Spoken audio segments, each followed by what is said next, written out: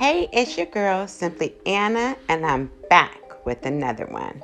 I would ask you to first consider subscribing to my channel, liking this video, and placing a comment down below. So I'm just going to come on here quickly and just give a brief update on a couple of observations I made last week on Nature Boy and on Carbonation. And so, as you know, Nature Boy went on Instagram Live through the women a couple of times last week. And at the time, it appeared that he was talking to either somebody or somebodies. And it seemed as though he was really trying to get a message out to somebody. And I'm likely to kind of believe that because almost immediately we started to see updates to Instagram accounts, posts going out, reels going out, videos that we hadn't seen from folks, some of them in months.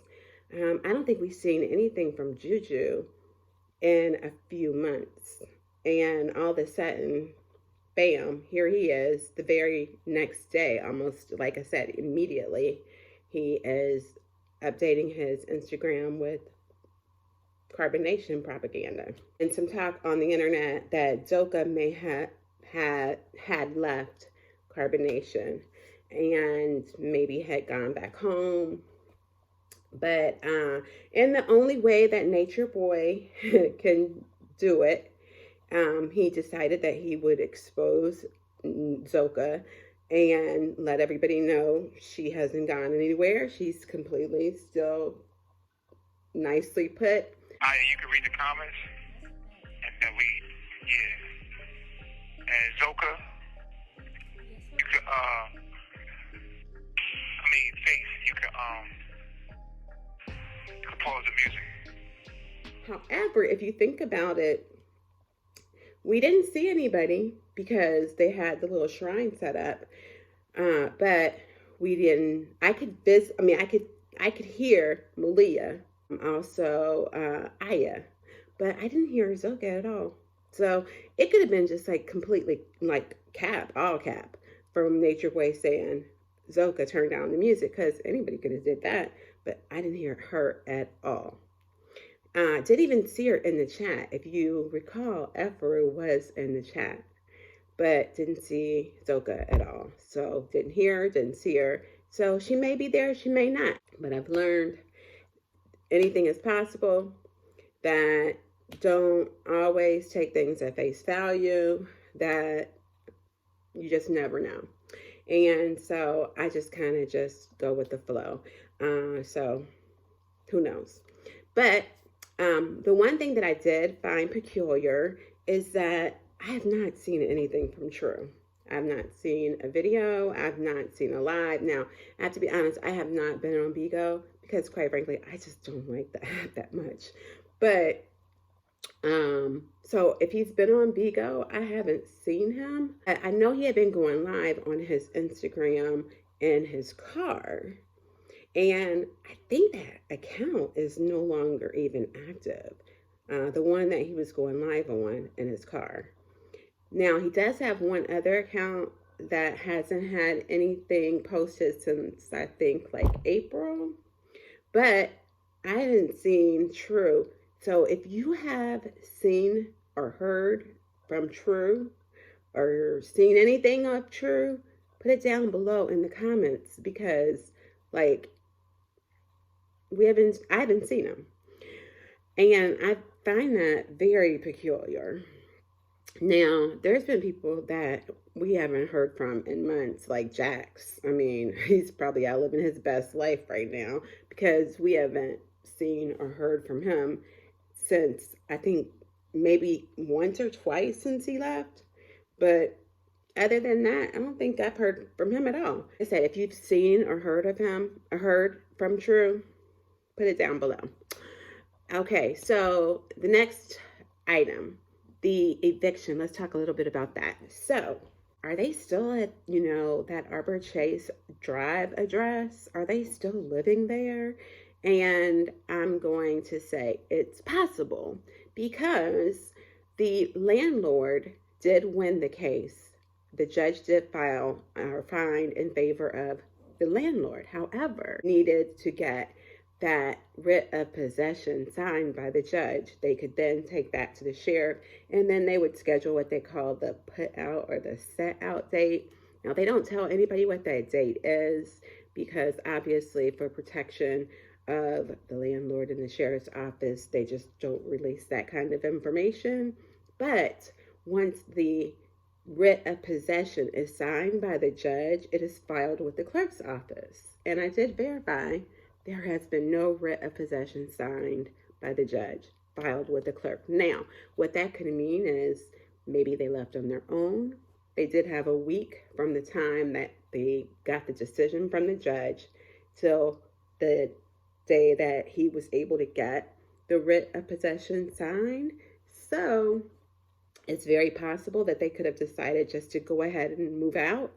And then the other thing is maybe they made some type of side deal with him after the judge had given her decision. Now, I'm a little less likely to believe that because, like, the landlord really wanted them out. Like, the day of the eviction hearing, he came, like, armed with his own attorney.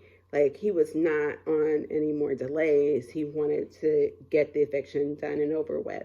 I've seen on apartment.com, I believe, that they've actually posted that house that it was going to be coming available. I need to check it again and see, kind of what the status is. But it was posted that it was going to be for rent, that the rent was going to be $2,900, and that it was coming available. So either the landlord was anticipating that they were going to be out soon, or they had already left. So I don't know. Again, not sure. But it appears that what I can tell you is that they weren't physically sat out by the sheriff. Because if they were, it would be filed, signed, judge's order, writ of possession on file at the clerk's office. And they don't have that. Last, let's talk about Nature Boy's speedy trial demand and court dates. Now, what I think probably is happening is that his attorney, if you think about it, Nature Boy actually wrote that speedy trial demand for the statutory speedy trial. So he basically put his lawyer in a position where she would have to be prepared to go to trial before the next term, which would be the first Monday in November, and which is like less than a month from now.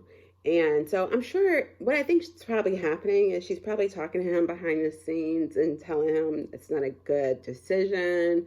I would imagine that she's probably trying to get him to change his mind. Now, there's not a whole lot he has to do to kind of like pull that back. If the defense were to delay the trial for any reason, it could be as simple as asking for a continuance. Then he would waive time, which means his speedy trial demand would no longer be applicable. He'd just be under the United States Sixth Amendment Constitution version, which has a lot more leeway. But as far as the Georgia statutory speedy trial demand, once he causes some type of delay, then he would waive time.